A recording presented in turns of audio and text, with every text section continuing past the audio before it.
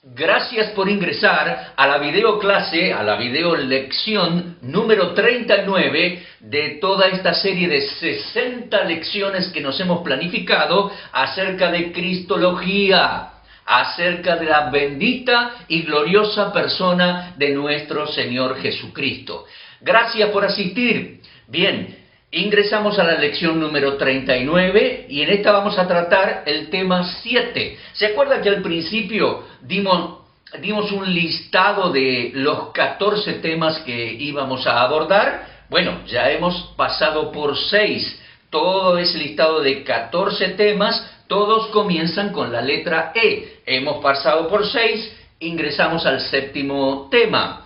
Hemos pasado por el 1, 2, 3. Hemos visto Cristo su esencia, Cristo su eternidad y Cristo su encarnación.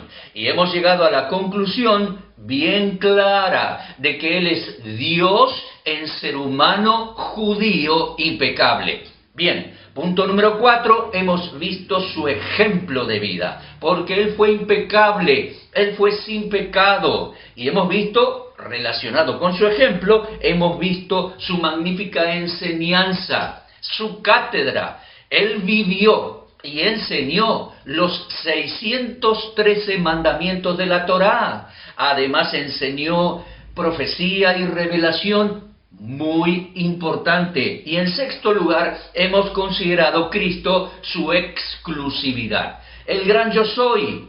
Él dijo, yo soy el camino, la verdad y la vida. Nadie va al Padre sino por mí. Y además dijo, yo soy la resurrección y la vida. El que cree en mí, aunque esté muerto, vivirá. Y el que cree en mí, y viva todavía, no morirá eternamente. Y antes había dicho, yo te voy a resucitar en el día postrero. Magnífico Señor. Cristo, su grandeza, su poder, su exclusividad, porque ningún otro ser humano osó alguna vez decir algo parecido. Bien, esos son los 6 temas que ya hemos abordado y yo espero que usted haya tomado las lecciones. Entramos a la lección número 39. Entonces, punto número 7, Cristo, acá lo ponemos, Cristo su esplendor. Bueno, es una larga lección que yo dividí en 3 segmentos para que ustedes puedan estudiarlo mejor. 3 segmentos que nos van a dar lugar a 2 pausas. Así que tenga allí su cuaderno, su lapicera, tome nota para ir aprendiendo, su Biblia, por supuesto, para leer los versículos. Yo tengo que hablar y no puedo parar. Usted tiene la ventaja de parar, tomar nota, leer los versículos. Hágalo así, para aprender sobre todo esta temática. Aprender de la persona bendita y gloriosa de nuestro Señor Jesucristo. Bueno, vamos al tema, a la introducción. Cristo su esplendor. Segmento introductorio. Bien, hasta aquí hemos estudiado de su persona, que Él es el Mesías de Israel. Bien, ¿recuerda? En Mateo capítulo 3 fue la presentación oficial del Mesías de Israel. Dios el Padre, cuando el Mesías salía de las aguas del bautismo en el Jordán, recibió el Espíritu Santo y Dios el Padre lo presentó a la nación de Israel, a los judíos del remanente fiel que Juan el Bautizador había convocado. Dios el Padre les anunció, les indicó quién era el Mashiach, quién era el Cristos. Al decir, este es mi Hijo amado, eso está en Mateo capítulo 3, en quien tengo complacencia, Dios estaba indicando quién era el Mesías de Israel. Dios estaba diciendo, este es mi Hijo amado, este es mi Hijo, el del Salmo 2, a quien yo pondré por rey en Sión, en Jerusalén. ¿Se da cuenta? Entonces, esa fue la presentación oficial del Mesías de Israel. Bien, avanzamos. En Mateo 4, del 1 al 10, capítulo 4 al 10, fue su manifestación en la Galilea, en exacto y perfecto cumplimiento de Isaías 9, del 1 al 6. Léalo en casa con atención. La oscura Galilea, la pagana Galilea, iba a ver gran luz Vendría el Mesías, claro que sí, iba a multiplicar la gente y aumentar la alegría, la simjá judía. Él venía con nombres admirables, él era el hijo de David en la Galilea, hizo sanidades y milagros maravillosos y poderosos. Fue anunciando que el reino prometido a Abraham y a David se había acercado. Llamó 12 discípulos especiales para estar de manera cercana a él todo el tiempo. Sus discípulos, los talmidim en hebreo, bien, y comenzó a enseñar, comenzó a tener una cátedra tan extraordinaria con ellos, comenzó a formarles.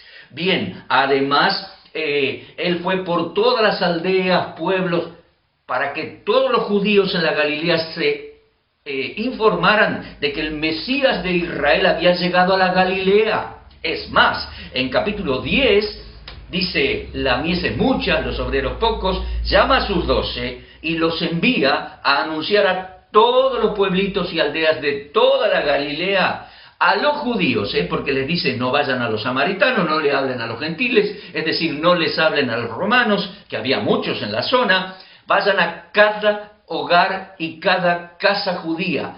Todos se tienen que enterar que el reino prometido se había acercado, que el rey, el hijo de David, el Mashiach, el Mesías de Israel, había llegado a la Galilea. Bien, eso es desde Mateo 4 hasta Mateo capítulo 10. Bien, todos se fueron a predicar.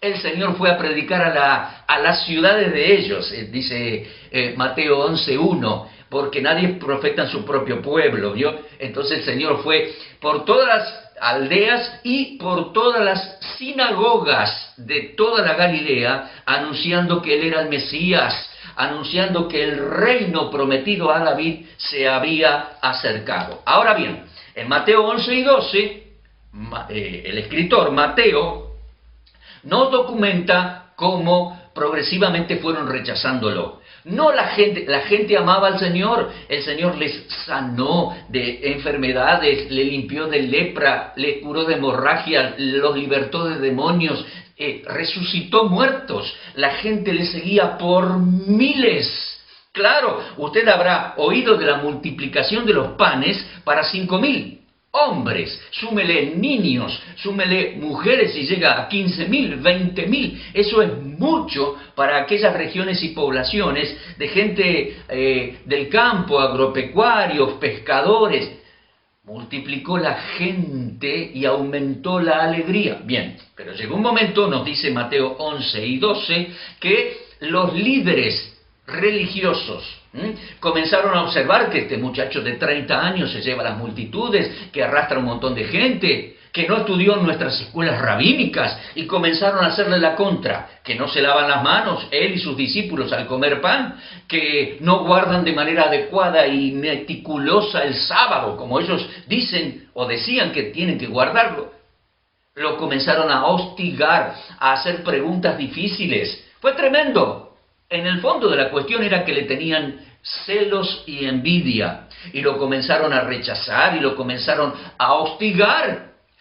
Llegaron a decir algo, un insulto muy grave en aquella sociedad. Llegaron a decir que él tenía demonios, y llegaron a decir que expulsaba demonios por el poder de Belcebú. Ese era el demonio de las moscas, el dios de las moscas, y con una variante de la letra en el nombre, el dios del estiércol. Era una basura, era algo muy terrible, fue un insulto y un insulto al Espíritu Santo, porque realmente el que hacía las obras en él, acompañando al Mesías en su ministerio, era el Espíritu de Dios. Fue terrible allí el rechazo. Avanzamos por Mateo 13 y ante el rechazo en la Galilea, el Señor decide abrir una nueva línea de revelación. Él les habló a los discípulos, Mateo 13, 7 parábolas, comunicándoles cosas viejas y cosas nuevas que Él abrió de su tesoro de conocimiento, ¿verdad? 7 parábolas para explicarle a los discípulos y a nosotros qué pasaría en el mundo entre su rechazo y su regreso. Ese lapso, ese periodo de tiempo ya lleva más de 20 siglos. En Mateo 3 el Señor por 7 parábolas enseñó cómo gobernaría el mundo en ausencia. Una forma de reino en misterio. ¿Qué quiere decir eso? Que no había sido revelado antes, ¿verdad? El reino de los cielos en misterio. Ante su rechazo, comenzó a revelar nuevas formas de administrar el mundo. Como diría Daniel, el cielo gobierna. Y el cielo gobierna siempre, aunque con diferentes formas de administración, ¿verdad? Él estaba siendo rechazado en la Galilea, entonces, además nosotros seguimos leyendo y sabemos, sería rechazado en Jerusalén. ¿Cómo gobernaría el mundo entre su rechazo y su regreso en estos 20 siglos que ya van al respecto? Bueno, lo gobernaría en forma de misterio. Él tendría su forma de gobierno y en ese tiempo edificaría un nuevo pueblo. Lo vamos a ver luego de la pausa. Bien, Mateo capítulo 13. Avanzamos a Mateo 14 y tenemos una noticia trágica. Asesinaron a Juan el Bautista. Asesinaron al profeta Juan. Lo degollaron ahí en la fortaleza de Maqueronte. Y sus discípulos se desparramaron, se dispersaron. ¿Comprende? Ahora, todo esto iba afectando a los discípulos del Señor Jesucristo. ¿Cómo es que ya no está la alegría del principio? Ya no está aquella simjá. Fue rechazado el Señor por los líderes, por las autoridades espirituales de la sinagoga. Fue rechazado Juan. Fue encarcelado y ahora le cortaron la cabeza. Sus discípulos se dispersaron. Entonces los discípulos del Señor Jesucristo comienzan a ver que hay toda una problemática, un rechazo. ¿Usted lo puede comprender? Mateo 15 y 16, el Señor sigue siendo cuestionado por escribas y fariseos de Jerusalén. Y entrando a Mateo 16, el Señor va a ser cuestionado por fariseos y saduceos que vinieron desde Jerusalén. Repito, Mateo 15 y 16, el Señor fue cuestionado por escribas y fariseos de Jerusalén, en la zona de las sinagogas de la Galilea. Pero específicamente, usted lee el último versículo de Mateo 15 y dice que él va a Magdala. En capítulo 16 va a ser cuestionado por fariseos y saduceos que vinieron desde Jerusalén con toda la autoridad, allí en Magdala. Lo van a apremiar al Señor. Le van a decir, a ver, muéstranos señal de que eres el Mesías de Israel. Y el Señor les dijo, señal no les será dada, sino solamente la señal de Jonás. Y dejándolos, se fue. Los dejó un poco plantados ahí. Entonces, ante todo esto, los discípulos estaban diciendo, pero, ¿qué es lo que pasa? ¿Cómo sigue todo esto? Mataron a Juan. Se disgregaron o se dispersaron los discípulos de Juan.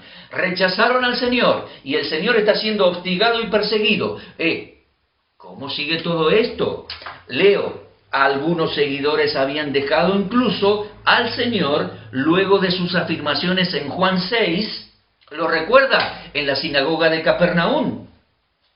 Él había dicho, yo soy el pan del cielo, que doy vida, y tienen que comer mi carne y tienen que beber mi sangre. Y muchos se apartaron también, porque dijeron, dura es esta palabra. Fue el momento en que el Señor les dijo a sus discípulos, ¿quieren irse ustedes también? Y el apóstol Pedro habló, se adelantó y dijo, Señor, ¿a quién iremos? Tú tienes palabras de vida eterna. Nosotros hemos conocido que tú eres el Mashiach, el Cristos, el Hijo del Dios viviente. Eso usted lo puede leer en Juan, capítulo 6, versículo 69. No obstante, se puso bien brava la cosa allí también. Y muchos que le seguían se fueron, ya no le seguían más. ¿Qué pasaría entonces? Mire, entienda, querido hermano, como mínimo había un desconcierto en los discípulos. ¿Qué pasaba ante todo este rechazo? ¿Era realmente el Mesías el Señor? Pedro se había jugado en decir, tú eres el Cristo, Señor, pero ¿y entonces? ¿Por qué? ¿Por qué estaban así las cosas? ¿Cómo continuaría todo esto? ¿Se da cuenta? Bueno, mis amigos, entonces el Señor, en Mateo capítulo 16, decide algo. Llama a sus 12 discípulos y desde Magdala cruza, creo que o pudo haber ido por la orilla o pudo haber cruzado el mar desde Magdala hasta Betsaida, y desde Betsaida hasta el norte. Él decide ir hasta el norte a Cesarea de Filipos. Son como 50 kilómetros, cruzando el mar, cruzando el lago, y de ahí caminando y subiendo con sus 12 discípulos. Los discípulos se deben haber preguntado, porque deben haber demorado más de un día, más de dos, a dónde se hospedaron, qué iban conversando. Bueno, el Señor decide llevar sus discípulos a la Alta Galilea. ¿Se da cuenta? Decide dejar la problemática en la Baja Galilea. ¿Por qué digo baja? La superficie del agua del lago de Galilea está a 200 metros bajo el nivel del mar. Y ahí están las sinagogas, Magdala, Capernaum y otras más.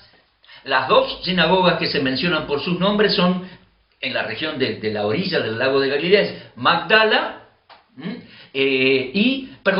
no se menciona, pero en Magdala se encontró restos arqueológicos de la sinagoga de Magdala. ¿Estamos? Y sí se menciona la sinagoga de Capernaum. Entonces el Señor decide llevar a sus discípulos, sacarlos de la problemática de la Galilea Baja y llevarlos a la Alta Galilea, cruzar desde Magdala hasta Betsaida y de allí subir hasta la región de Cesarea de Filipo. Más de 50 kilómetros caminando. Él quiere sacarlos de allí, quiere llevarlos junto a su persona, quiere tener un momento cercano con ellos para revelarles revelaciones y convicciones acerca de su persona que jamás habían escuchado y jamás olvidarían. Bueno, mis queridos amigos, esta fue la introducción. Estamos estudiando Cristología, pero es muy importante observar su persona en aquel trasfondo de los evangelios, en aquel trasfondo de la Galilea judaica. ¿Comprende? Ante el rechazo que el Señor tuvo de los líderes fariseos, saduceos, tanto de la Galilea como algunos de Jerusalén que habían venido a la zona, ante ese rechazo, el Señor lleva a sus discípulos bien al norte y bien arriba para darles grandes revelaciones, grandes convicciones acerca de su persona, Cristología, su persona, para comprenderlo mejor y lecciones que ellos jamás olvidarían. Bien amigos, este fue el segmento introductorio. Los discípulos van caminando y es momento para nosotros de tomar una pausa. Luego vendrán 2 segmentos más en nuestra clase, en nuestra videoclase número 39. Sí, el segundo segmento es el Señor con sus discípulos en Cesarea de Filipo, Mateo 16. Y luego el tercer segmento es más arriba todavía. El Señor con 3 de sus discípulos subirá al monte alto de la transfiguración. Eso lo vamos a ver en Mateo 17. Más y más, como los discípulos, vamos aprendiendo de su persona. Él nos va a sorprender y admirar, revelando su grandiosa persona. Ahora es tiempo de la pausa, como les dije. Gracias. Bien amigos, avanzamos al segundo tramo de nuestro estudio, al segundo segmento. Los discípulos y el Señor están caminando más de 50 kilómetros desde, les dije, Magdala, cruzaron así hasta Betsaida y Betsaida subieron. Era idea del Señor, iban caminando muchos kilómetros, iban subiendo hacia la Alta Galilea y los discípulos irían pensando, ¿por qué el Señor nos trajo hasta aquí? ¿Qué se propone? ¿Qué nos va a decir? ¿Qué nos va a comunicar? Eran cosas realmente muy importantes. El Señor Jesucristo había sido rechazado en las sinagogas de la Galilea por los líderes religiosos, por los fariseos, por los saduceos propios del lugar, y algunos habían venido de Jerusalén para hostigarlo, para tratar de demostrar que no cumplía bien los mandamientos de la Torá, que no enseñaba bien, que no se lavaba las manos, que no enseñaba bien cómo hacer el día de reposo, y terminaron blasfemando contra él. Entonces él decide sacar sus discípulos de toda esa problemática de rechazo y va subiendo rumbo a la Cesarea de Filipos. Leemos así en Mateo capítulo 16 y versículo 13. Viniendo Jesús a la región de Cesarea de Filipos, le preguntó a sus discípulos. Entonces, estamos allá arriba. Mire, estoy seguro que era la primera vez que iban para allá, porque nunca antes habían tenido motivo para subir. ¿Se da cuenta? El Señor había enviado a sus discípulos judíos a comunicar un mensaje a los judíos de la Galilea. Bien, ahora estaban subiendo rumbo a Cesarea de Filipos. ¿Comprende? Ciudad romana, ciudad pagana, de ostentación, de poder y dominio romano, de Herodes el tetrarca, y además ciudad de muchos templos de idolatrías aberrantes. Yo creo que el Señor les llevó cerca y desde cierta altura les mostró la ciudad y les mostró los templos y los cultos aberrantes que allí se hacían. Templos de herencia idolátrica de los cananeos y de los asirios, de los griegos y de los romanos. Por eso Isaías 9 dice, versículo 1, que la Galilea de los gentiles iba a estar en oscuridad y iba a haber gran luz. Bien, entonces, estoy seguro que era la primera vez que subían, los quiso sacar de la problemática de la Baja Galilea y llegaron a las cercanías. Pienso que desde cierto lugar elevado podían observar la ciudad y su idolatría y su paganismo. Quiero decirles dos cosas. El lugar es hermoso, tanto por la geografía y la naturaleza, como también por las edificaciones romanas. Hermoso desde el punto de vista de la arquitectura. Les cuento, he estado muchas veces en Cesarea de Filipos. En el momento que estoy grabando el video estuve 8 veces, y realmente es un lugar que naturalmente es hermoso porque hay muchos árboles, es suelo muy rocoso, allí hay templos, rastros arqueológicos de esos templos, ¿no?, que habían sido edificados sobre la roca, y de debajo de esas rocas brotaban, y aún brotan hoy, los manantiales de aguas que van a formar el río Jordán. Sigo con la explicación. Hermoso lugar natural, manantiales brotan y desde allí nace el Jordán, Yardén. Precisamente cerca de Cesarea de Filipo, allá arriba, está Dan, la localidad de Dan, donde también hay hallazgos arqueológicos, y desde allá bajan las aguas que forman el Yardén. El Jordán significa las que bajan de Dan. Manantiales brotan y nace el Jordán, cercano a Dan. Hermosa arquitectura romana, pero realmente era lugar de paganismo y de aberrantes idolatrías y aberrantes abominaciones para los judíos. ¿Se da cuenta? Mire, están hoy las ruinas arqueológicas del templo y del culto al semidios griego romano Pan. Sí, tal cual, P-A-N. Semidios griego, bueno, mitad ser humano, torso de ser humano, pero desde las piernas para abajo tiene piernas de cabra. Mitad ser humano, mitad cabra. Desde sus muslos para abajo, patas de cabra. Ese es el semidios griego Pan, que era promiscuo sexualmente, perseguía a los pastores, las ovejas y las ninfas, las semidiosas esas. Tocaba la flauta, por eso lo de la flauta de Pan, y atacaba sexualmente, por eso producía pánico, de ahí viene la palabra pánico.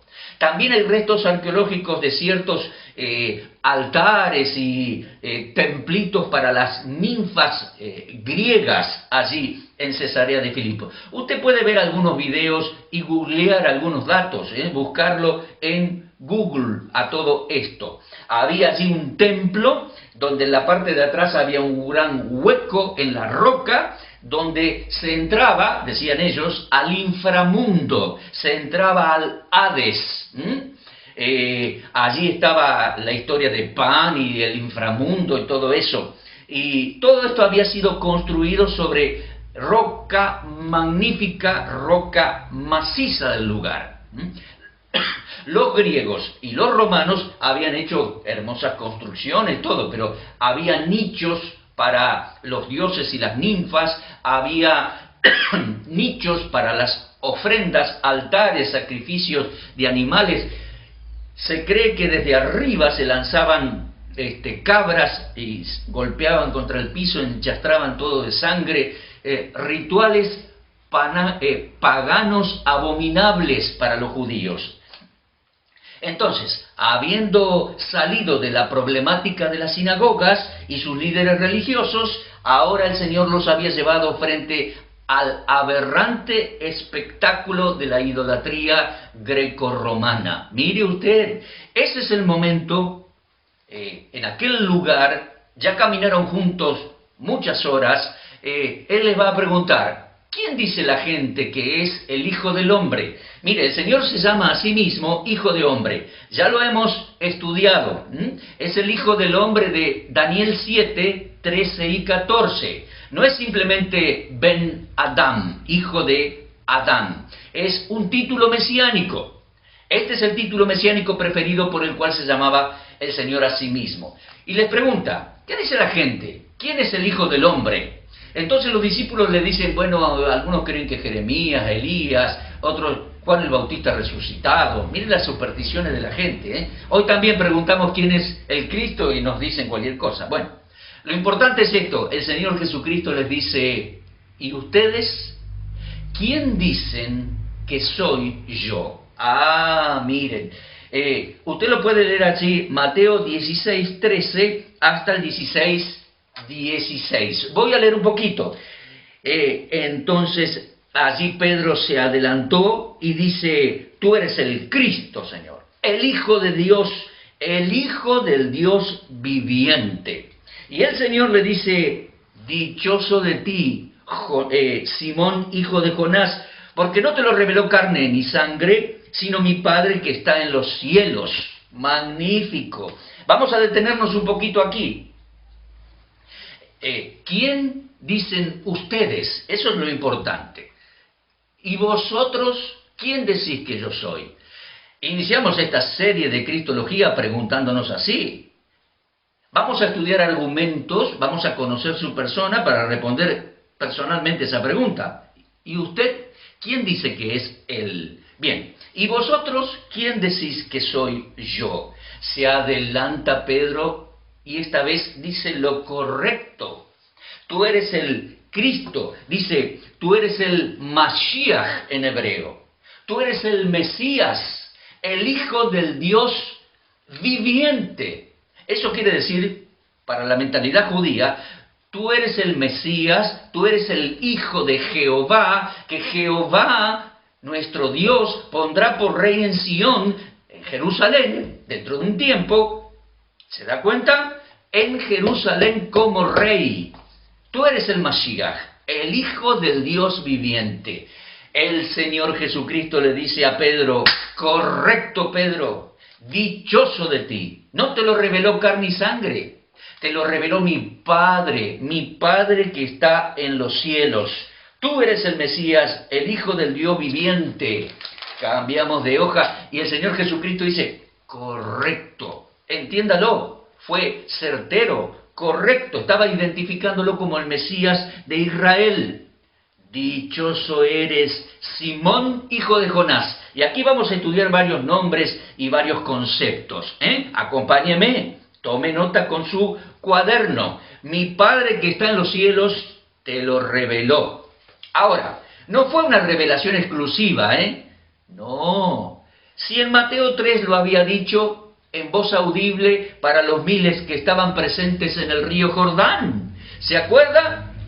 Este es mi Hijo amado en quien tengo complacencia. El Padre lo había dicho, hablando hebreo, voz audible, para todos los miles que estuvieron en el río Jordán. Mateo 3.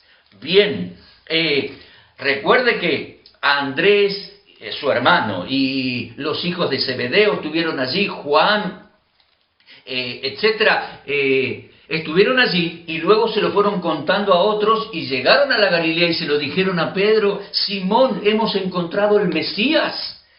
Entonces, toda una revelación del Padre, pero no solamente para Pedro, sino para todos ellos. ¿Lo puede comprender? Bien, Pedro lo dio por seguro también unos días antes en la sinagoga de Capernaum, se lo dije recién, ¿verdad? En Juan 6:69, Pedro había dicho rotundamente lo mismo: tú eres el Cristo, el Hijo del Dios viviente. El Señor avanza y le dice: yo también te digo, Pedro, tú eres... yo también te digo Simón, porque originalmente su nombre era Shimón. Ahora se los digo, ahora se los explico. Tú eres Petros, Pedro, y sobre esta, la roca, edificaré mi iglesia. Lo leímos, lo voy a leer, versículo 17, Mateo 16:17. Bienaventurado eres, Simón, hijo de Jonás, porque no te lo reveló carne ni sangre, sino mi Padre que está en los cielos. Y yo también te digo que tú eres Petros, y sobre esta roca edificaré mi iglesia, y las puertas del Hades, las puertas del inframundo, no prevalecerán contra ella, contra esta nueva congregación que el Señor iba a edificar, iba a levantar. Varias cosas para explicar aquí, mis queridos hermanos. El Señor le dice: tú eres Petros. Ahora, debemos recordar que el Señor Jesucristo le había puesto por sobrenombre a Simón, le había puesto por sobrenombre piedra, pero le había puesto por sobrenombre la palabra aramea para piedra, le había puesto Cefas, Kefas. Y aquí, bueno, explico algo.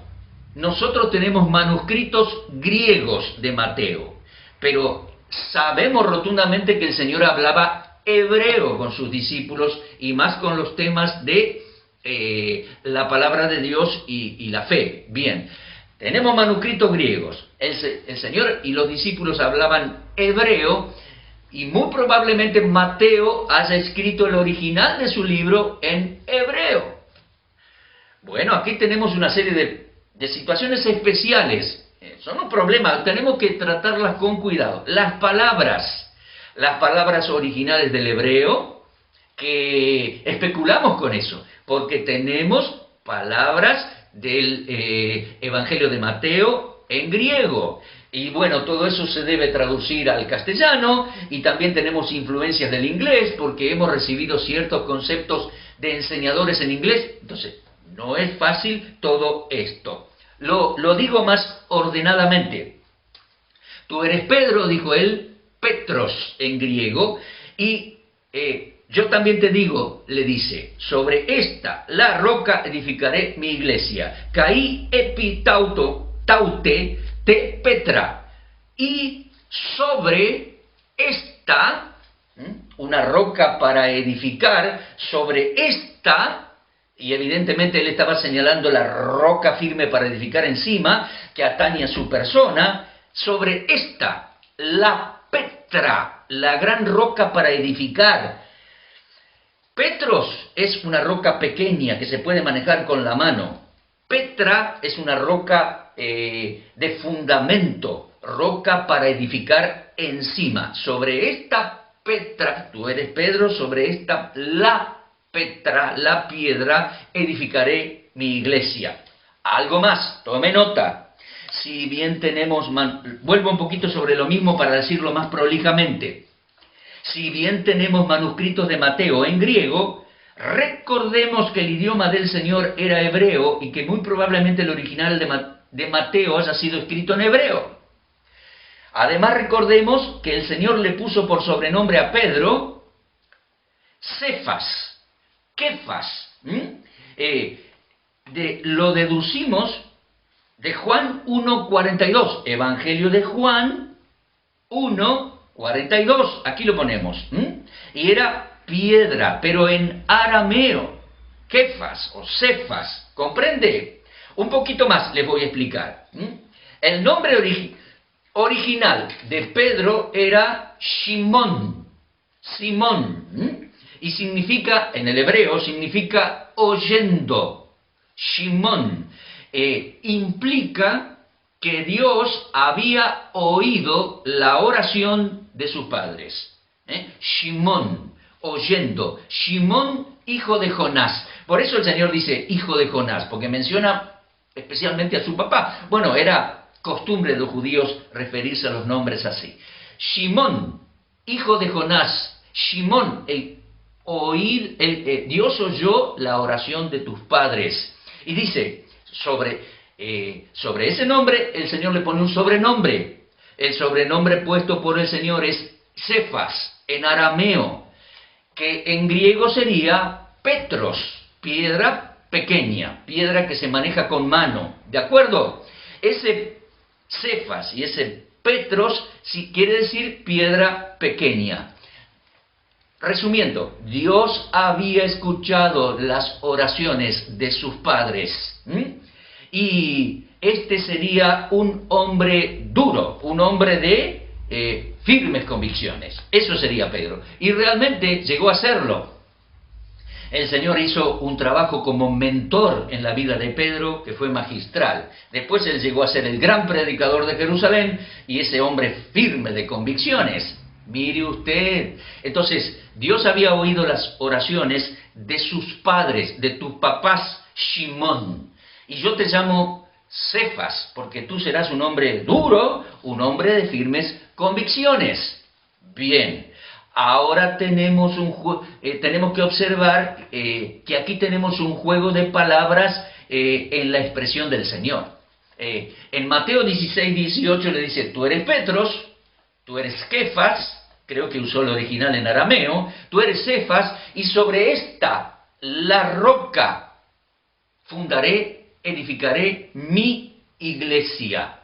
Hay un juego de palabras aquí, avanzamos un poquito. Hay un juego de palabras, yo creo que en el original hebreo. Original de Mateo no tenemos. El original hebreo que ellos estaban hablando, digámoslo así. Hay un juego de palabras. ¿Y por qué casi podemos asegurar que es hebreo? Bueno, porque en el hebreo siempre los judíos hacen jueguitos de palabras. Les digo algunos. Mire, para ilustrar la situación, jueguitos de palabras en el hebreo, porque en las escrituras hebreas hay muchos juegos de palabras y de ideas en el idioma hebreo. Usted tiene Génesis 21. Abraham hace pacto con un señor allí por causa de un pozo. Y ese es el pozo del juramento. Pero Abraham, nosotros lo leemos en castellano, él pone aparte 7 corderas para el sacrificio y comer juntos un buen asado, ¿se da cuenta? Y no dice, ¿qué tiene que ver? Desde entonces se llamó el pozo del juramento, pero es el pozo de las 7 corderas, de los 7 animales. ¿Y qué tiene que ver? Bueno, hay un juego de palabras en el hebreo. Desde entonces el lugar se llama Beersheba. Ah, mire, Beer es el pozo 7 Sheba, el pozo de las 7, pero también es muy similar la palabra para juramento, es el pozo del juramento, el pozo de Beer Sheva. Mire, entonces hay un jueguito de palabras para que te acuerdes que hicimos juramento, que yo puse 7 animales, Beer Sheva. En otras oportunidades también hay jueguitos de palabras. En Oseas, dice Dios que iba a sacar a la esposa de Oseas al desierto y le iba a estar hablando. Y en el hebreo, la palabra desierto y la palabra hablando son idénticas, solo que se vocalizan de manera diferente. Pero hay un jueguito de palabras así. En Mateo 2, otro jueguito de palabras. Dice que, lo vimos en nuestro estudio, dice que fue a vivir a Nazaret para que fuese llamado Nazareno. Y no en ninguna parte de las Escrituras aparece del Antiguo Testamento que los profetas anunciaron que sería nazareno. Pero hay un juego de palabras allí. Fue a vivir a Nazaret para que fuese llamado Nazareno, que es una palabra casi idéntica, Netzer, a retoño. Y él es el retoño de la casa de David. Otro jueguito de palabras. En Mateo 3, cuando Juan el Bautista le dice a los fariseos, no piensen tener por padre a Abraham, porque Dios puede levantarle hijos a Abraham de estas piedras.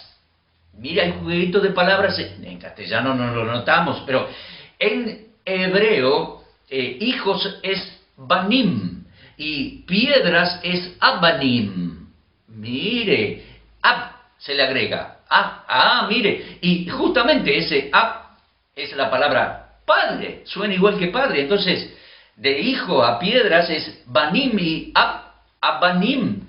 Hay un jueguito, muchos jueguitos de palabras así hay en el idioma hebreo, solo que lo tienen que explicar ellos, los judíos, los que saben hebreo. ¿Se da cuenta?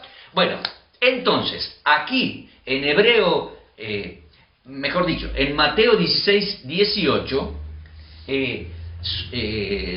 deducimos que hubo un juego de palabras en el hebreo.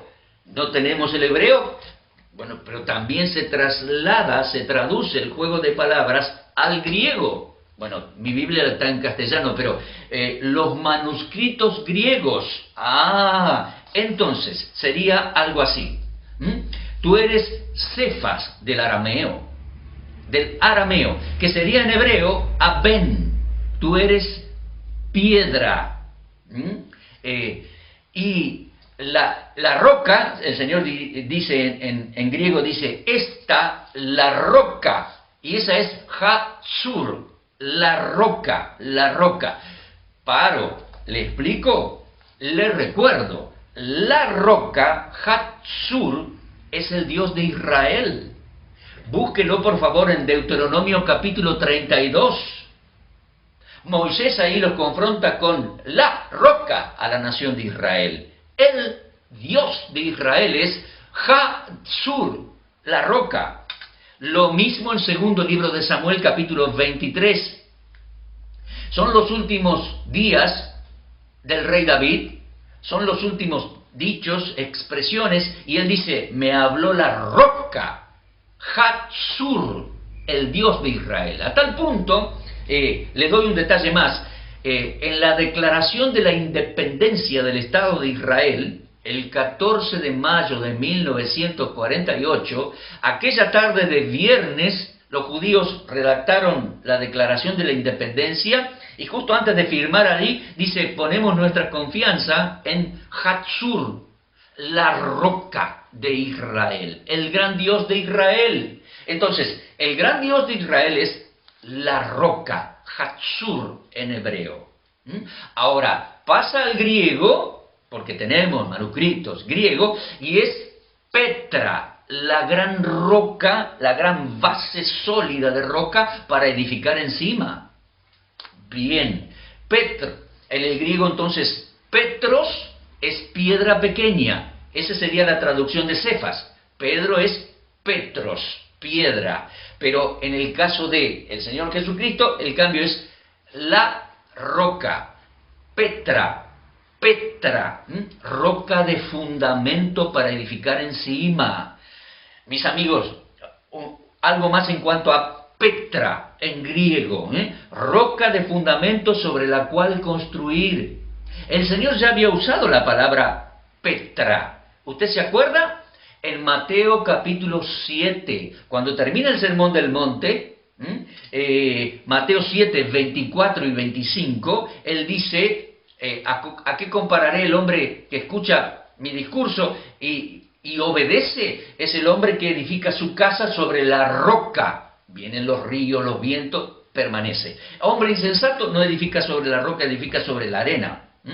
Esa roca sobre la cual edificar la casa, la vida, la familia, esa roca, la roca, esa es la palabra Petra. Y en el hebreo, y hacemos una deducción, debe haber sido la palabra Hatzur, la roca. Roca de fundamento para construir. Algunos aspectos más de Petra. Roca, como veían delante de sus ojos en Cesarea de Filipos, ahí, todo construido sobre roca. ¿Qué más en cuanto a Petra? Como el Señor lo dijo en Mateo 7. ¿Qué más? Como Petra. Petra, si no conoce, búsquelo en Google, búsquelo en YouTube. Petra, al sur del Mar Muerto, la gran ciudad nabatea, hoy está en Jordania, el país de Jordania, la gran ciudad asentada y cavada, labrada en la roca. Eso es Petra, la roca donde se construye encima. Y finalmente, la misma observación del texto nos habla de eso, porque el Señor dice, en su misma frase lo indica, dice, roca para construir encima su iglesia. Entonces no es una piedra pequeña, es una roca donde Él va a construir o edificar su iglesia, porque dice, mi iglesia. Comprendido entonces, tú eres Cefas en arameo, Petros en griego, piedra pequeña, hombre de convicciones, Shimón. Dios oyó la oración de tus papás, Shimón, hombre firme, duro, roca, es decir, piedra, hombre firme de convicciones. Pero sobre esta, la roca, edificaré mi iglesia, dice el Señor. Es un juego de palabras. Esta, la roca, debe haber sido en hebreo Hatzur, la roca, y en griego es Petra, roca de fundamento para construir encima. Avanzamos. Cabe aclarar que el Señor, y aquí me voy a otra explicación y otra línea de explicaciones. Vaya conmigo y anote. Cabe aclarar también que el Señor también es llamado, en la Escritura, piedra, con otra palabra. En el Nuevo Testamento, la palabra griega lithos o litos, en griego, que traduce el hebreo abem, porque hay varias palabras que son traducción. Tome nota. Número 1, piedra principal que desecharon los edificadores de la obra de Dios en Jerusalén. Rechazaron la piedra principal. Y esa piedra era Aben. Aben en el Salmo 118, versículo 22. En Mateo 21:42 se traduce liton, piedra. También el Señor iba a ser y fue piedra de tropiezo en Sión. Usted lo puede leer en Isaías 8:14 y en Isaías 28:16. Aparece Hatzur y aparece Aben, piedra. Claro, el Señor vino a Jerusalén como el Mesías de Israel.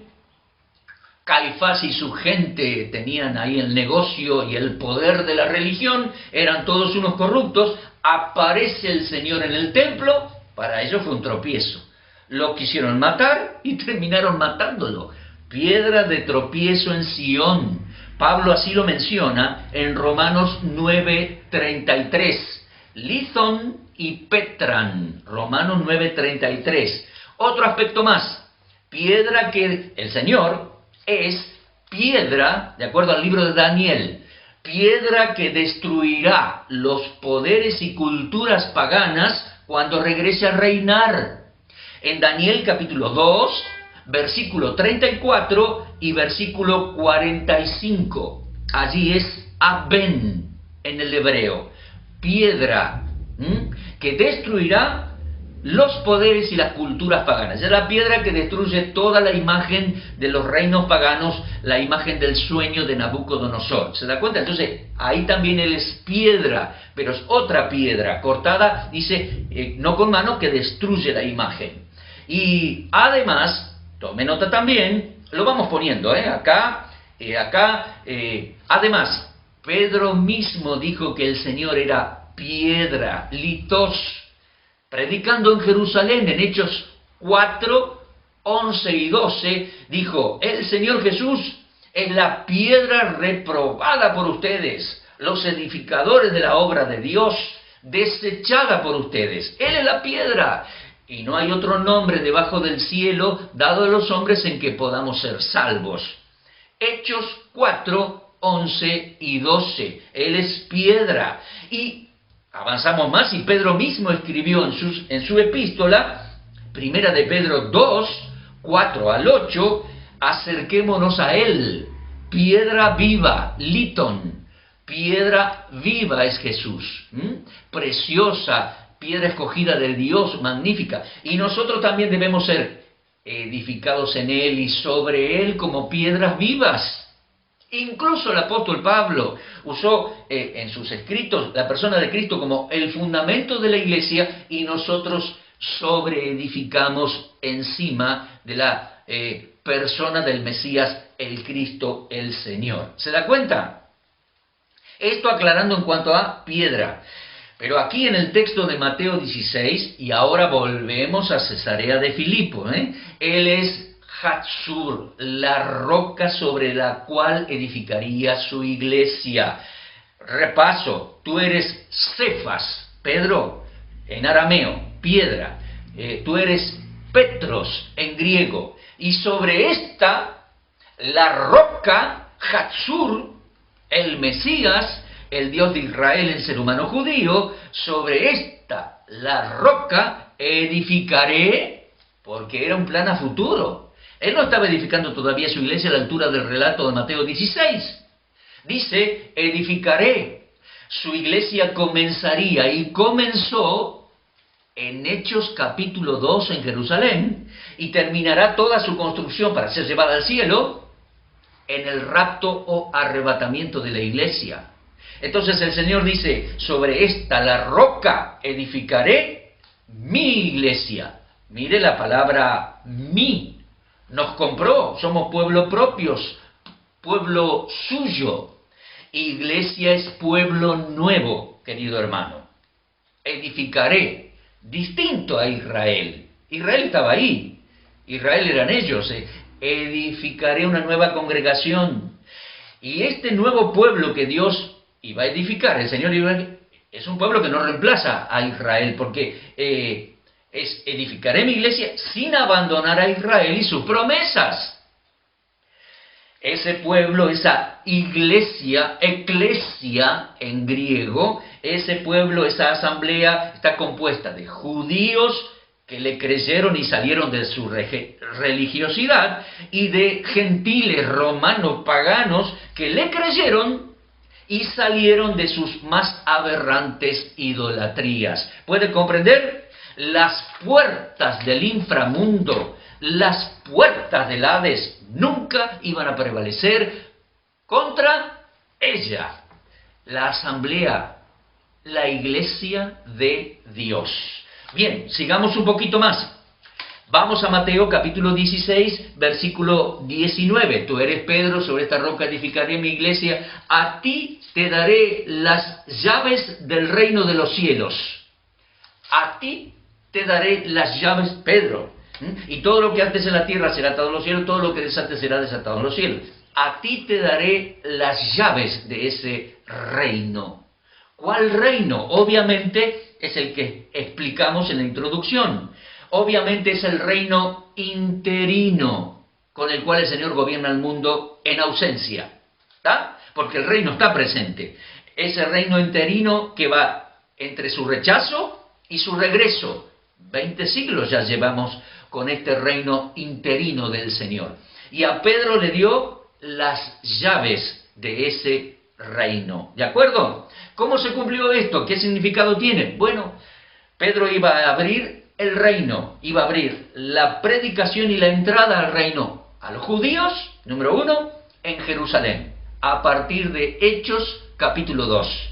Iba a abrir la entrada a ese reino a los samaritanos en Hechos capítulo 8, y Pedro iba a abrir la entrada a ese reino a los romanos, a los gentiles, a los paganos, a partir de Hechos 10 y la predicación de Pedro en la casa de Cornelio, el centurión romano. ¿Comprende? De modo que, hasta aquí, creo que más o menos hemos comprendido mejor todo esto, pero vamos a enfocar sobre la persona del Señor, porque estamos tratando de estudiar cristología, pero muy importante estudiarlo en su trasfondo judaico a todo esto, mis queridos amigos. Cristología. Hasta aquí el Señor es, número 1, el Hijo del Hombre, porque Él se llamaba a sí mismo así. Título mesiánico de Daniel 7, 13 y 14, el Hijo del Hombre. Número 2, el Mashiach, el Cristos, el ungido del Salmo 2. Número 3, el Hijo de Dios. El Hijo de Dios que Dios tiene reservado para sí, para poner por rey en Sión, en Jerusalén, de acuerdo al Salmo profético mesiánico 2. Entonces, Él es el Hijo del Hombre, el Mashiach, el Hijo de Dios. Cuarto, Él es la roca, Hatzur. Él es el Dios de Israel en ser humano judío impecable. ¿Lo comprende? Número 5, Él es el edificador de la iglesia. Yo edificaré mi iglesia. Y número 6, es quien gobierna en ausencia física me refiero. Él gobierna este reino interino y le confió las llaves de apertura y de entrada, le confió las llaves al apóstol Pedro y su predicación. ¿Lo pueden entender? Bien, desde entonces, mis queridos amigos, mire por favor Mateo 16, 20. Lo voy a leer, Mateo 16, 20. Mateo 16, 20 y 21. Dice, entonces mandó a sus discípulos que a nadie dijesen que era Jesús el Cristo. Miren qué cambio. Desde entonces que le reveló todo esto, para el Señor y le da un nuevo mandamiento. Yo los envié por la Galilea a predicar, a anunciar que el Mesías había llegado. Sí, ahora paren. Desde entonces mandó a sus discípulos que a nadie dijesen que él era Jesús el Cristo, Yeshua HaMashiach. No va más, no lo anuncien más. Versículo 21, desde entonces, Mateo 16, 21. Desde entonces, no antes. Desde entonces comenzó Jesús a declarar a sus discípulos que le era necesario ir a Jerusalén, padecer mucho de los ancianos, los principales sacerdotes y los escribas, ser muerto y resucitar al tercer día. No se los había dicho antes. Pedro se espantó con eso. Señor, que no te ocurra. No comprendían bien ellos. Desde entonces les dijo, no me anuncien más como Cristo, como Mesías. Es necesario que vaya a Jerusalén, muera y resucite al tercer día. Desde entonces, vamos concluyendo este segundo segmento. Desde entonces comenzó a anunciarles sus padecimientos y su sacrificio. Léalo, Mateo 16, 21. Y además les comenzó a anunciar que regresaría y regresará la gloria del Padre. Eso sí estaba escrito allá en el Tanaj. Lo de su entrega en Jerusalén también. Pero Mateo 16, 27, el Hijo del Hombre vendrá en la gloria de su Padre con sus ángeles y entonces pagará a cada uno según sus obras. Les estaba anunciando allí su regreso en gloria para reinar y juzgar. Mateo 16, 17. O sea, está diciendo, ahí, en Cesarea de Filipos, no me anuncien más como Cristo, como Mashiach. Desde ahora les empezó a decir, debo ir a Jerusalén, me van a maltratar, voy a padecer de ellos, morir y resucitar al tercer día. Y después les está diciendo, vendrá en gloria, la gloria del Padre, para juzgar y reinar. Les está revelando varias cosas de sus planes y de su persona y le está poniendo en orden las cosas. Ahora bien, versículo 28, dice, de cierto os digo que hay algunos de los que están aquí que no gustarán la muerte hasta que hayan visto al Hijo del Hombre viniendo en su reino, en su gloria. Entonces, algunos de los allí presentes no morirían sin haber visto. Les iba a mostrar una visión. Hago hincapié en ese haber visto al Hijo del Hombre viniendo en su reino de gloria. Mateo 16, 28. Bien, hermanos, quedó con ellos unos días allí. No sabemos dónde se hospedó y todo eso. Quedó unos días allí y en un momento elige a 3 de sus discípulos y con ellos van a subir más todavía, bastante más. el Señor y esos 3 discípulos hacia el monte alto, el monte de la transfiguración. Y allí se va a revelar a ellos y a nosotros y va a dar nuevas enseñanzas acerca de su bendita y gloriosa persona.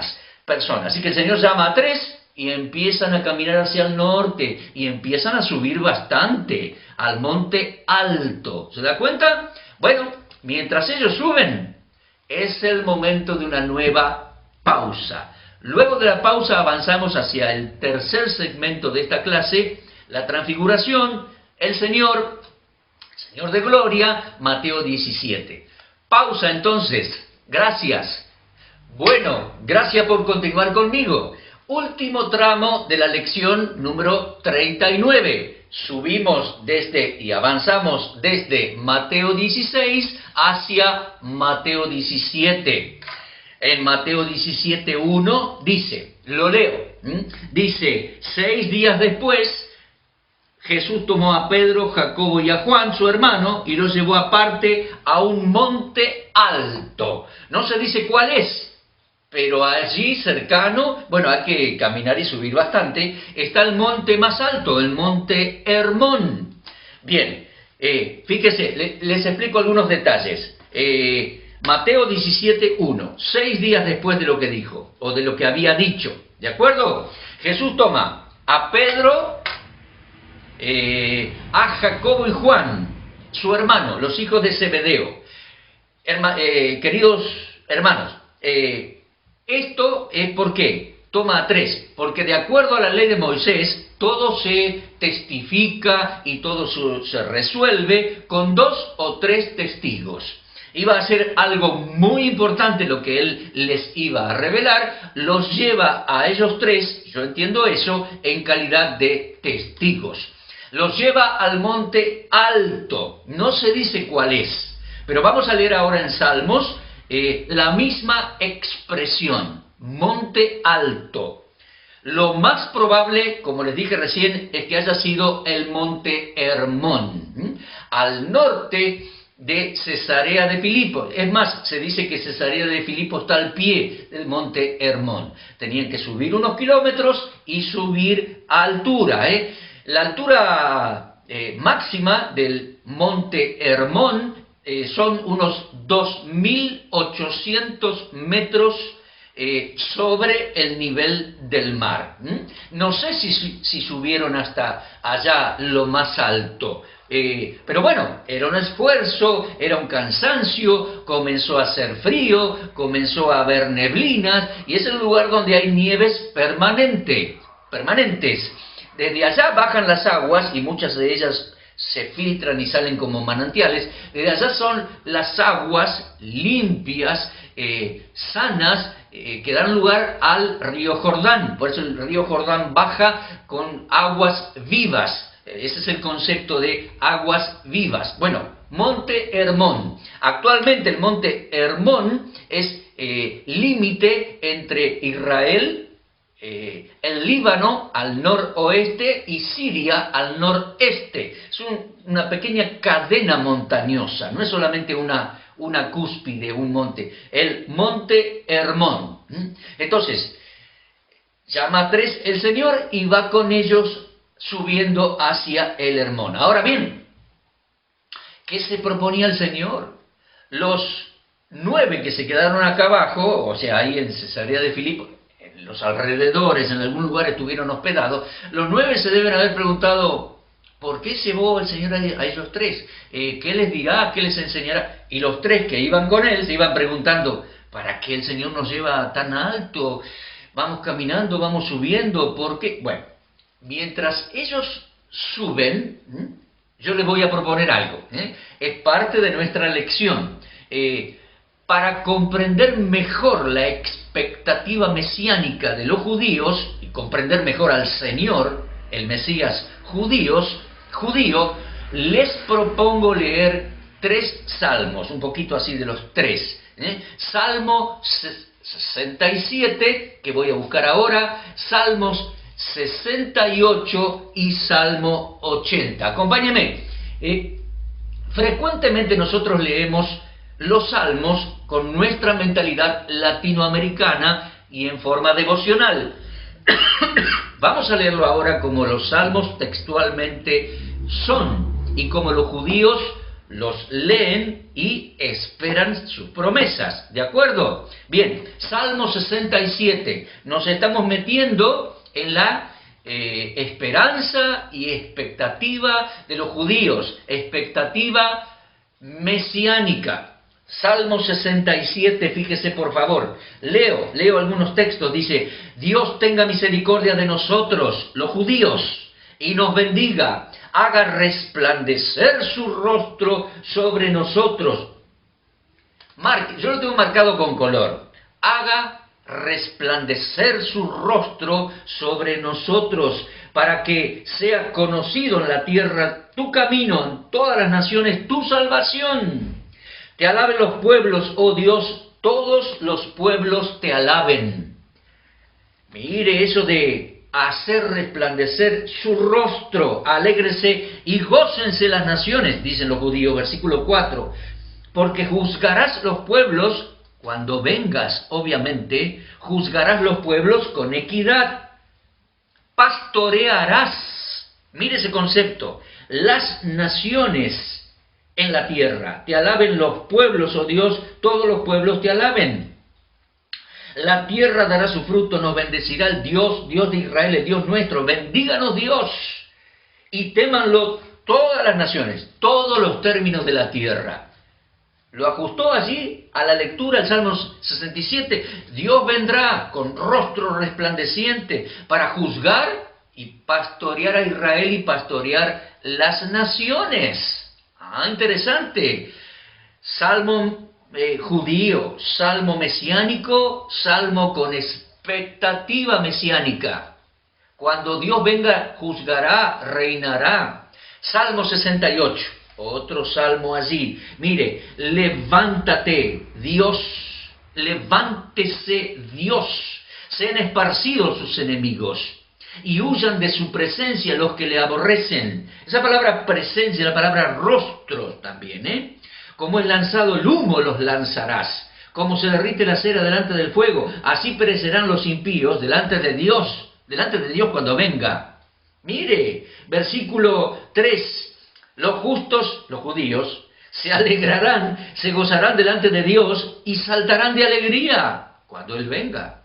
Versículo 4, cantad a Dios, cantad salmos a su nombre, exaltad al que, léalo, al que cabalga sobre los cielos.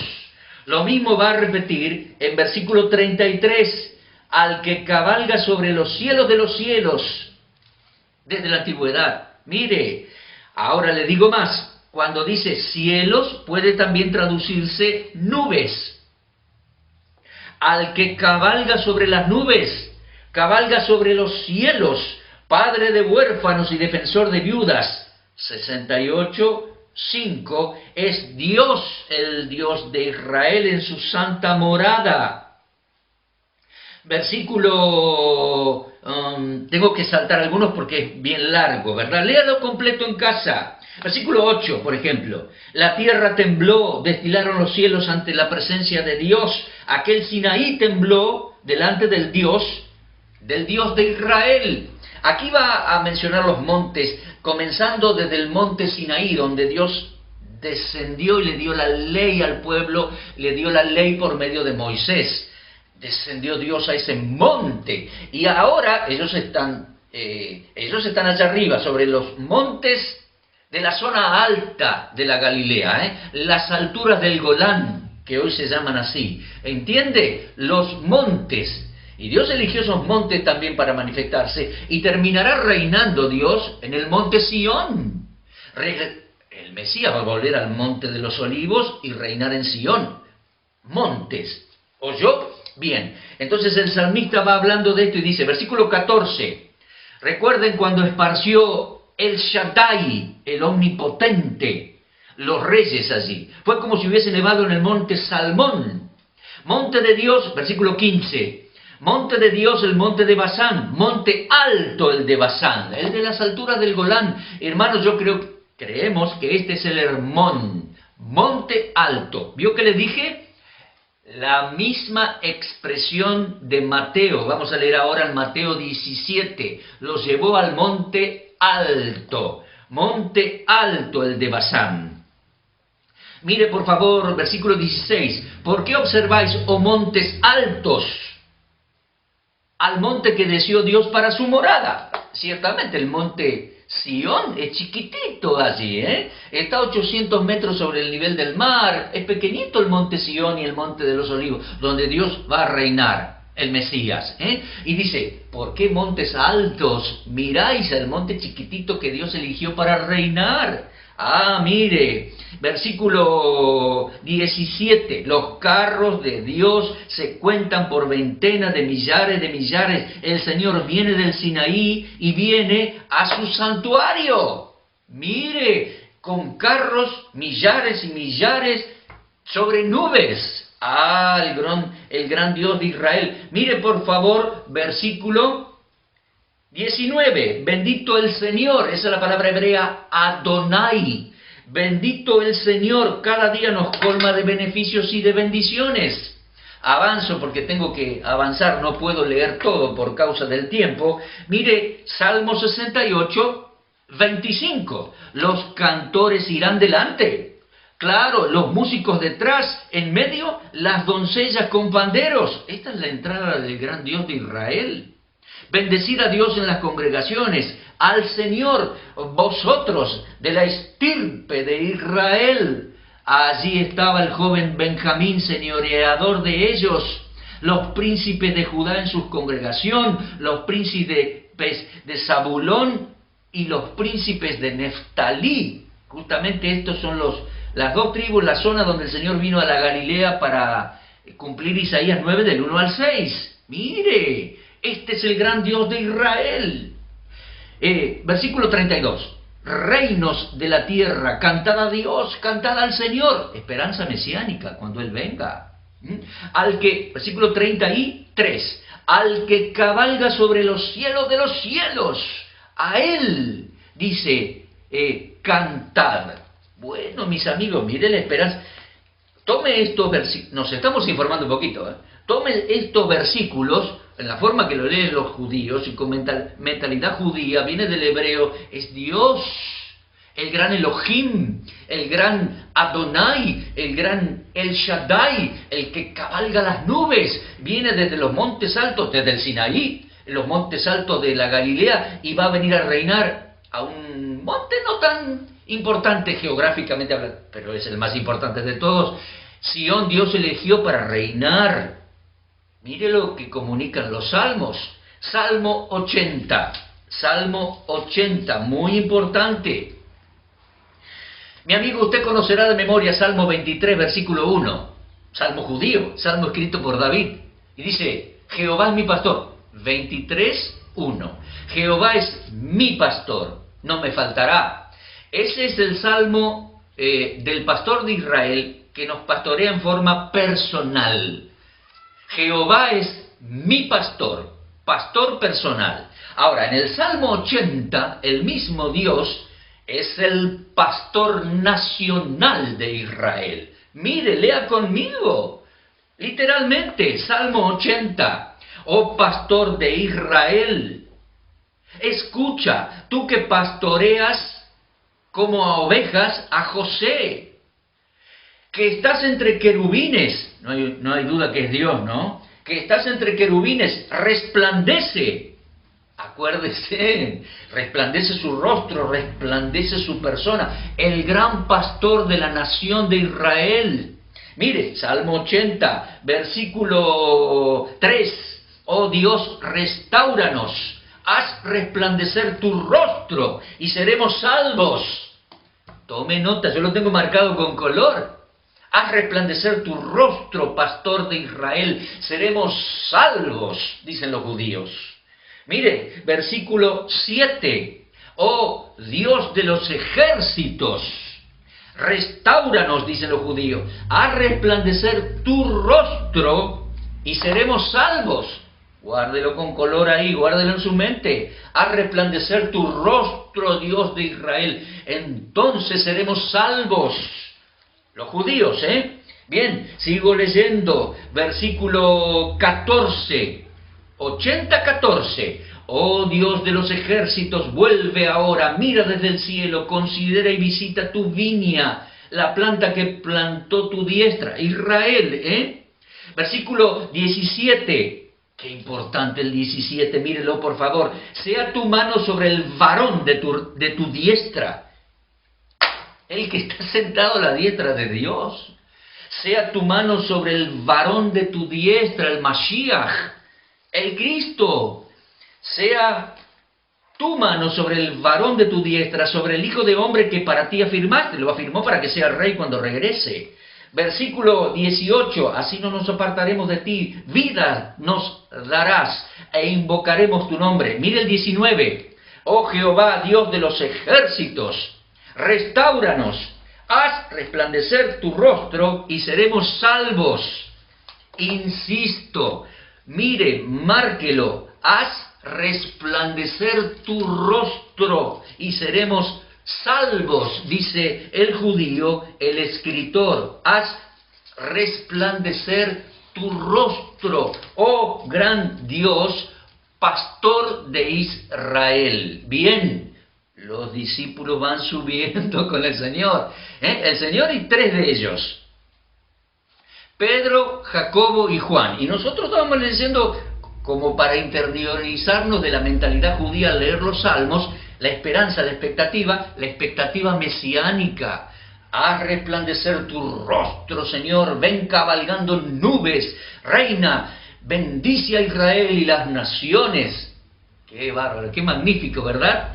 Bien, bien. Les adelanto entonces que en base a esos anuncios del Tanaj, y leímos un poquito, Salmos 67, 68 y 80, hay muchos más, ¿no?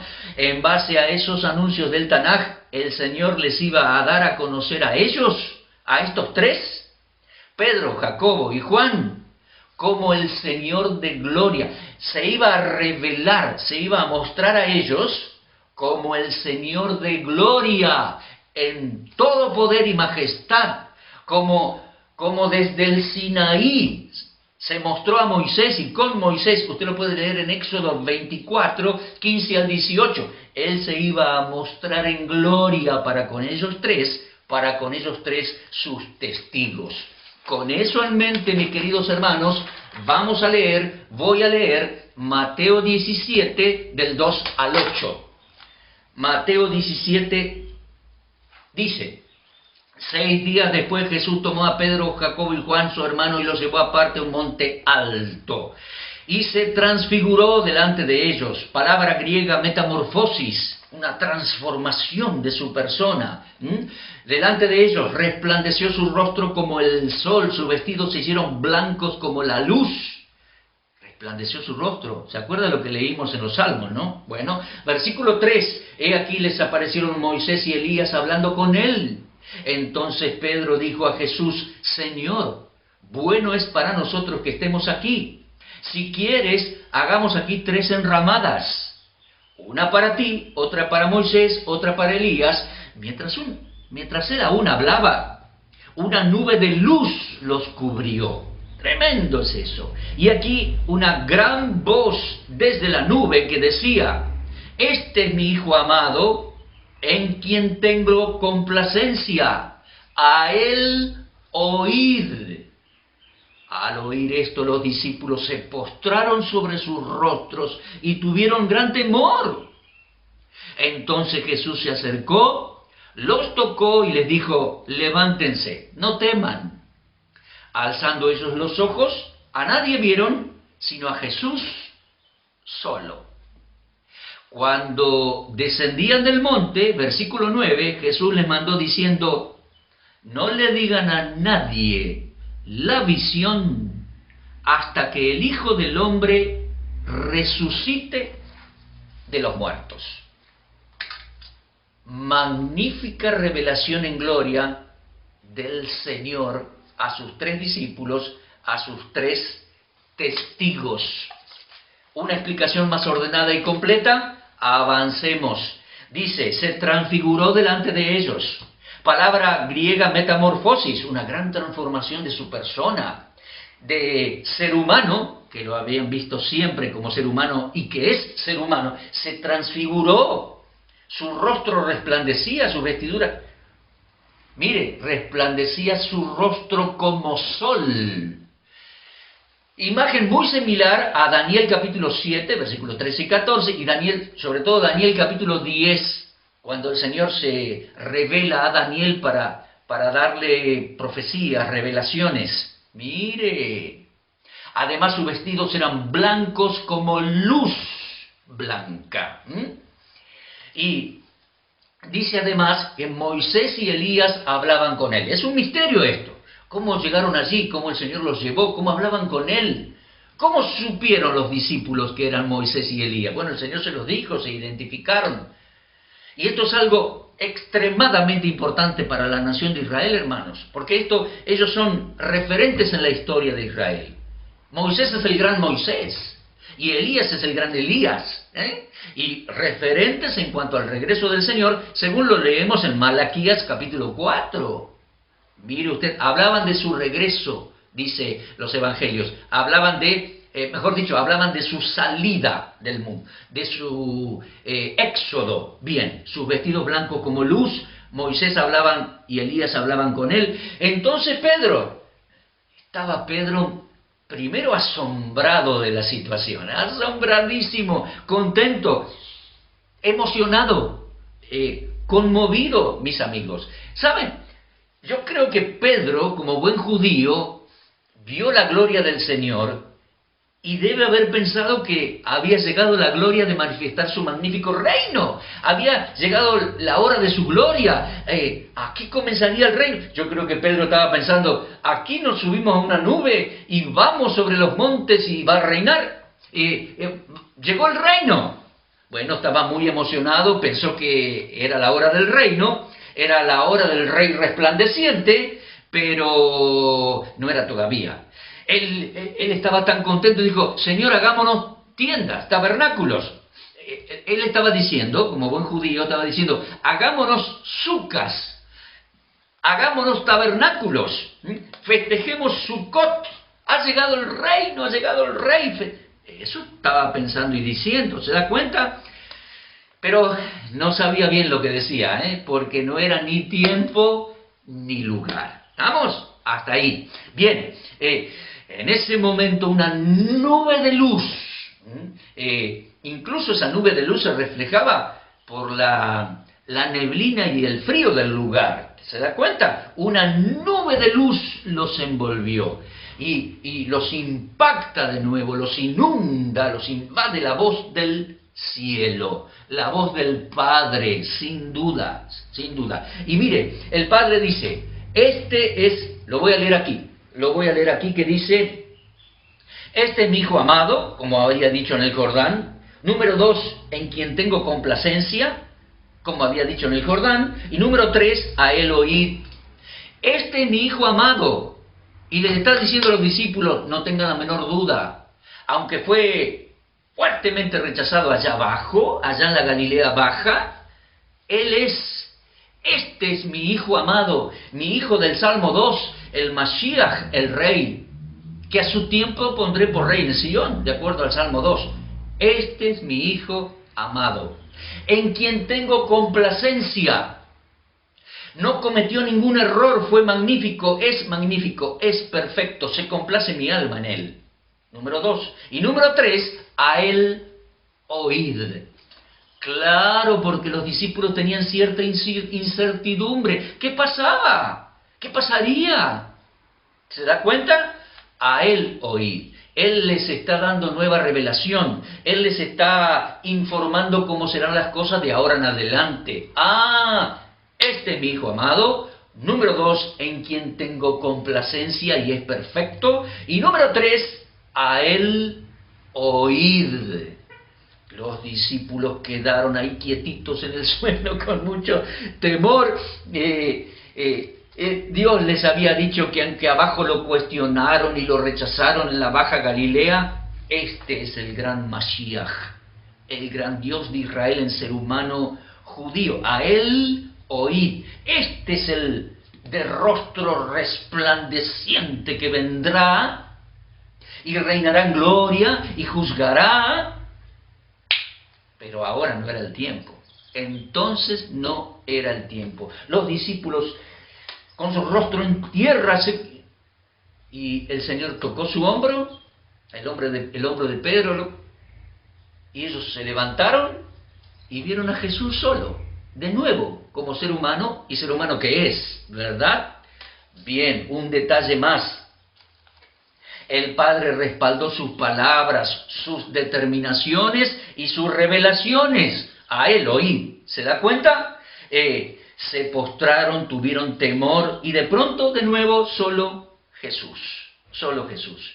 Mis queridos hermanos, el Señor mostró su gloria, como había dicho, mostró quién es, reveló ordenadamente sus planes, pero decidida y voluntariamente apagó las luces de su magnífico resplandor para bajar, encaminarse kilómetros hasta Jerusalén, su perfecta entrada, su exposición pública y su entrega en la cruz por los pecadores. Magnífico, Señor, ¿eh? Les dijo a los discípulos, muchachos, vamos, bajemos. Y mientras van bajando les dice, no le digan a nadie lo que han visto hasta que haya resucitado. Les clavó allí el concepto de que resucitaría, porque a ellos no les entraba lo de la muerte y la resurrección. Mateo 17:9, no le digan a nadie la visión hasta que haya resucitado. Los de abajo le deben haber preguntado, los otros 9, ¿y qué les dijo? ¿Y qué le mostró? No puedo decir nada. Después, más adelante se lo... Mire, no digáis a nadie lo que han visto hasta que el Señor haya resucitado. 3 testigos. Juan, que vivió hasta casi el fin del siglo y recibió el Apocalipsis. Pedro, que llevaría al mundo a la predicación. Y Jacobo, que moriría en forma un poco temprana allí en Hechos 12 en Jerusalén. Pero yo creo que no se nos dan explicaciones en el libro de Hechos. ¿Por qué? Lo mataron a filo de espada. Pero creo que era un arduo, un activo, un fervoroso anunciador de la resurrección de Cristo y que él había sido testigo presencial de su grandeza y de su esplendor en el monte de la transfiguración. Mire, también Pedro escribió acerca de esto.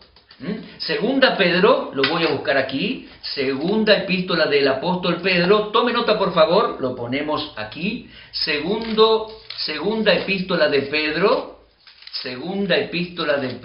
capítulo 1 y versículos 15 al 18, leemos así, segunda Pedro 1, 15 al 18, dice Pedro, también yo procuraré con diligencia que después de mi partida vosotros podáis en todo momento tener memoria de estas cosas, porque no les hemos dado a conocer el poder y la venida, el regreso de nuestro Señor Jesucristo siguiendo fábulas por ahí artificiosas, sino como habiendo visto con nuestros propios ojos su majestad.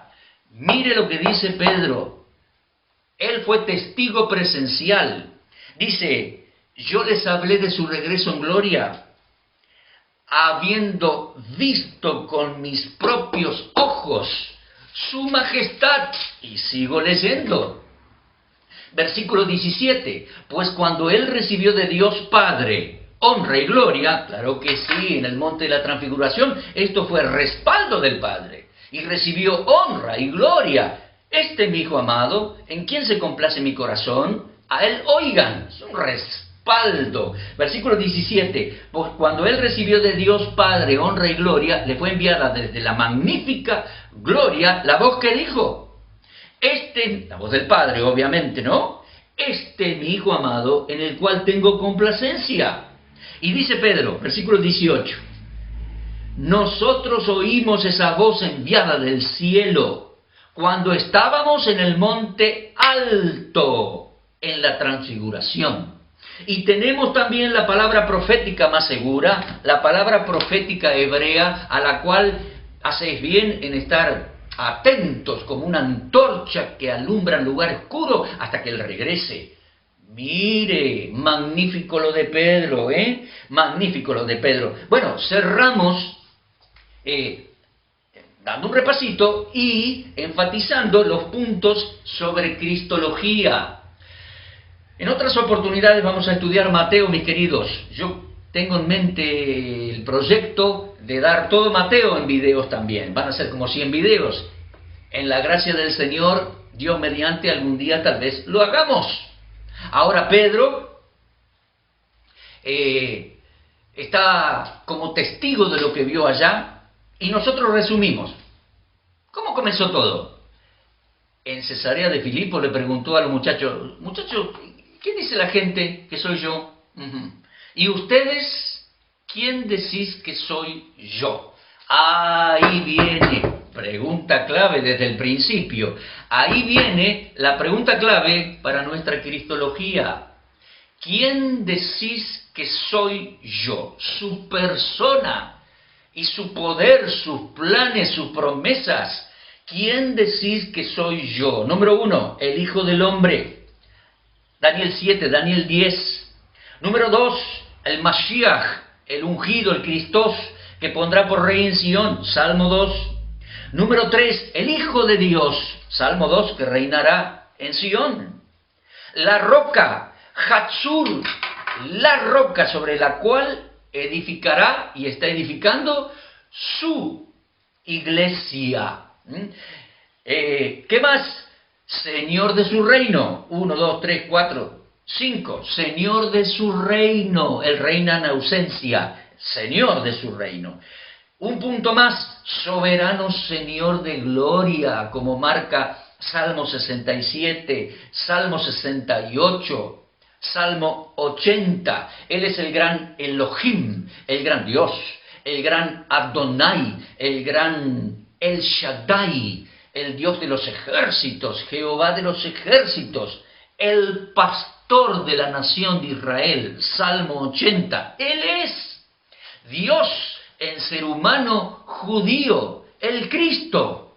Cristología, claro que sí. Mis amigos, aunque fue rechazado en la Galilea y sería rechazado en Jerusalén, sus fieles testigos anunciaron al mundo su magnífico retorno en gloria resplandeciente. ¿Se da cuenta? ¿Cómo el Señor los llevó y cómo desarrolló todo esto? Mateo 16 y 17. Lo rechazaban allá abajo en la Baja de Galilea. Aunque todos lo rechacen en la Baja Galilea y después lo habrían de rechazar hasta violentamente en Jerusalén, era el que es el Mesías, el Cristo.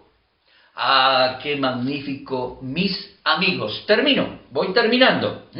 Quiero decirles, para mí todavía resuena el eco de sus palabras allá enseñando y el eco de las palabras del Padre respaldándolo. Este es mi Hijo amado, en quien tengo complacencia, a Él oíd.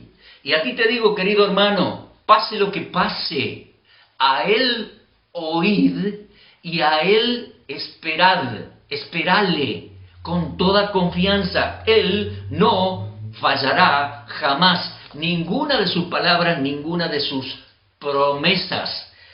Aunque fue tan solo un anticipo de su gloria, porque fue unos minutos, un rato, Él vendrá en gloria esplendorosa para reinar en Sion. ¿Se da cuenta?